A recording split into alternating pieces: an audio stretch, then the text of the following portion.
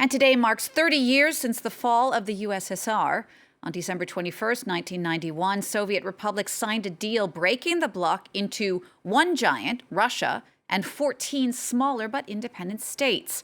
Alexei Haran is a professor of comparative politics at Kiev-Molia University. He joins me now for more on this. Thank you so much for joining us. What do you remember about the events of 1991?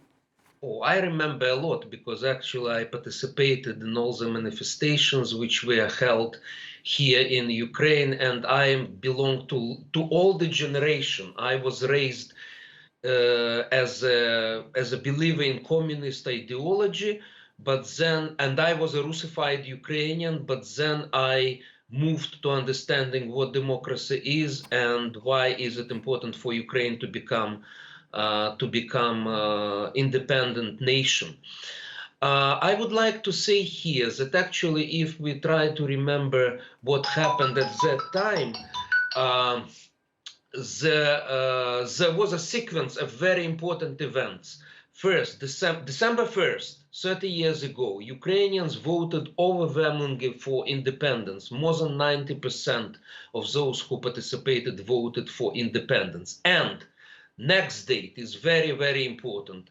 On December 8th, leaders of Russia, Ukraine, and Belarus, they met together. At that time, the leader of Russia was Yeltsin, and they decided to dissolve the Soviet Union. And they informed Gorbachev about that. So I think this was actually December 8th was even more important than December 21st, because the Soviet Union was dissolved on that very day. What happened on December 21st, known as Almaty Protocol, is that these three republics were joined by almost all other Soviet republics, which agreed to dissolve the Soviet Union. And they created actually the so-called CIS, Commonwealth of Independent States, which wasn't a federation or confederation. It was an interstate agreements.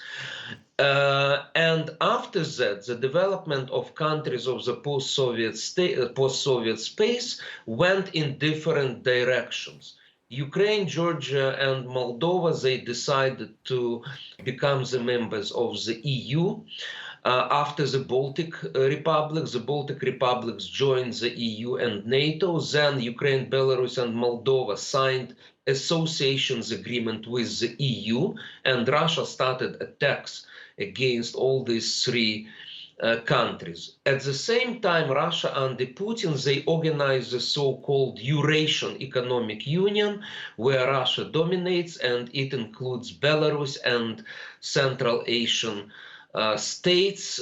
So it's not about geopolitics, it's also about autocracy, because all these republics are autocratic. So you have a differentiation. And there are some other republics which are balancing, like Azerbaijan. So you have pro-European post-Soviet states which are going to come back to Europe, and you have authoritarian Eurasian Economic Union, which is led by Putin.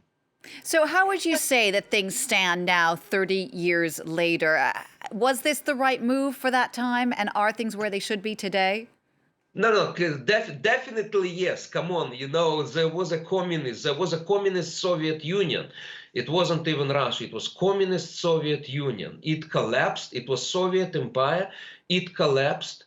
People got their independent states. You in France, you cannot imagine what Russification was in the Soviet Union, to what extent.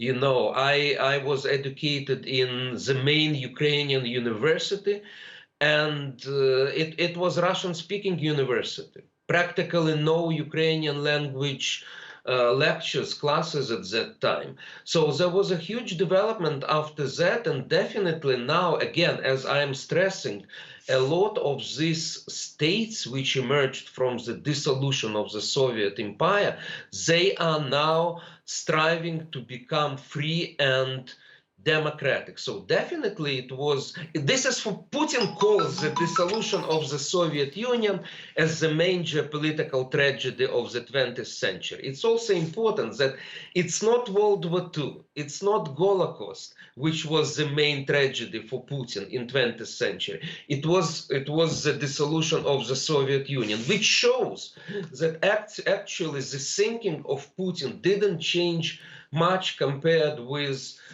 Soviet rulers, but for us, for Ukrainians, for Georgians, for Moldovans, for now you see many opposition in Belarus, they believe that we should be democratic and European countries. Alexei Haran, thank you so much for speaking to us. So you're a professor at Kiev-Molia University. Thank you.